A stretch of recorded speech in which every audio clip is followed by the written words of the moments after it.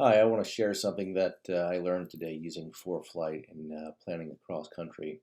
So my original flight plan today was to go from Caldwell to Sullivan County, going along Lincoln Park, Greenwood Lake, Warwick, Randall, Wardsboro, and then on to Sullivan County.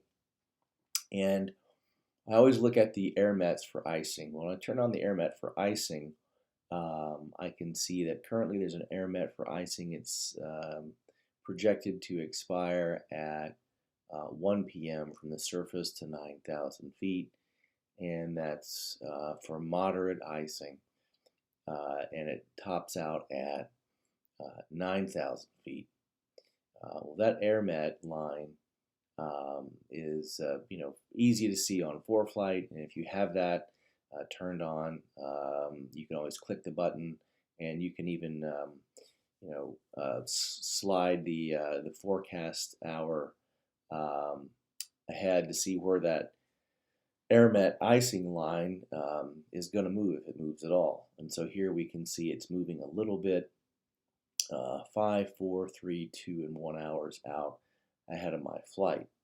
And at no time does it cover Sullivan County. Well, I turn that air met for icing button off.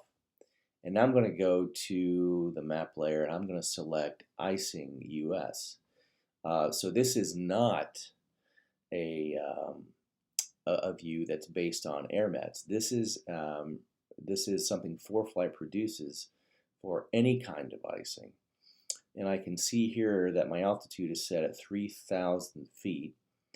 And at 3,000 feet, I can see along my flight path right now, or at 12 p.m. in about half hour, there's going to be, decent icing, light icing, that is along my flight path. When I get to 4 p.m., it's not as bad at 3,000 feet. But then when I take the altitude slider and I go to 4,000 feet, I can see that at 4 p.m. at 4,000 feet, there's light icing pretty much all around Sullivan County, and I would say over about half of my intended route of flight. So as someone who wants to be safe when he flies, right, I've learned not just to look at the AirMet product for icing and ForeFlight, which is super helpful, but AirMets, remember, are only offered when icing levels reach moderate amounts, right? Moderate amounts. So if you have light icing conditions, an air met for icing is not going to cover that. It's not going to show that. So when you're looking at cross-country flight planning, you really need to get the broadest picture possible. And to do that, you need to have the icing layer turned on. And I can see here that there would be icing at around 4,000 feet for almost about half the flight. Would it be a lot?